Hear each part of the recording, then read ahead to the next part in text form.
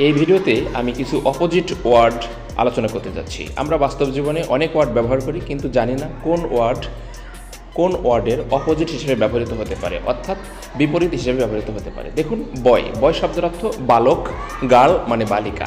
Up শব্দের অর্থ ওপরে, ডাউন মানে নিচে, লেফট মানে বামে, রাইট মানে ডানে, রিচ মানে ধনী, পোর মানে গরিব, লাভ মানে ভালোবাসা, হেট মানে ঘৃণা করা, ইনসাইড মানে ভেতরের দিক, আউটসাইড মানে বাইরের দিক, অল মানে সবগুলো, নান মানে কোনোটিই না।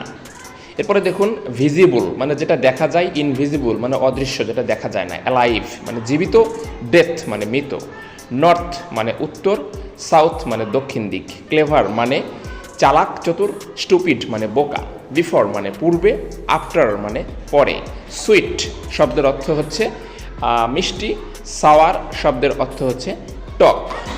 এছাড়া আরও আছে দেখুন, ইনক্রিজ মানে হচ্ছে কোনো কিছু বর্ধমান অথবা বৃদ্ধি করা, আর রেডিউস মানে কমিয়ে ফেলা। চাইল্ড শব্দের অর্থ হচ্ছে শিশু, অ্যাডাল্ট শব্দের অর্থ হচ্ছে বয়স্ক বা বৃদ্ধা। থিক মানে হচ্ছে পুরু বা মোটা, থিন মানে চিকন, ওয়েট মানে ভেজা, ড্রাই মানে শুকনো, সানি মানে রৌদ্রোজ্জ্বল বা রোদের দিন, ক্লাউডি মানে মেঘাচ্ছন্ন বা নরম দিন আর কি, চিপ মানে সস্তা, এক্সপেন্সিভ মানে ব্যয়বহুল।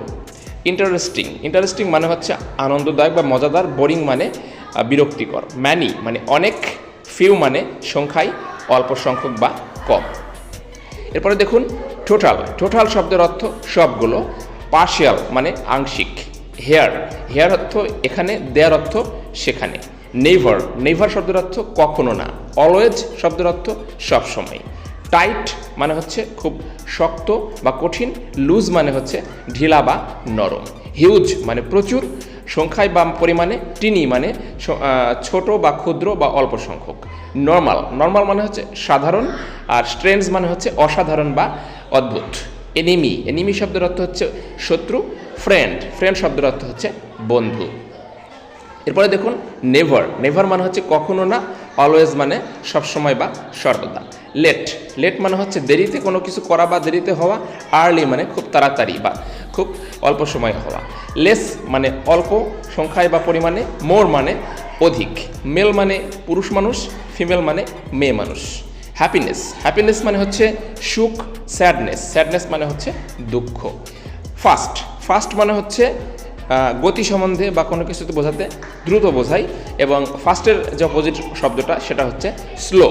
এরপরে দেখুন, স্লো মানে হচ্ছে ধীরগতি, ওল্ড মানে হচ্ছে বয়স্ক, ইয়ং মানে হচ্ছে যুবক। ভিউয়ার্স, এটাই ছিল আজকের ভিডিও। অপোজিট ওয়ার্ডগুলো আপনারা জানতে পারলেন।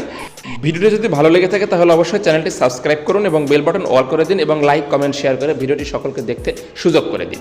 ধন্যবাদ, ভালো থাকবেন।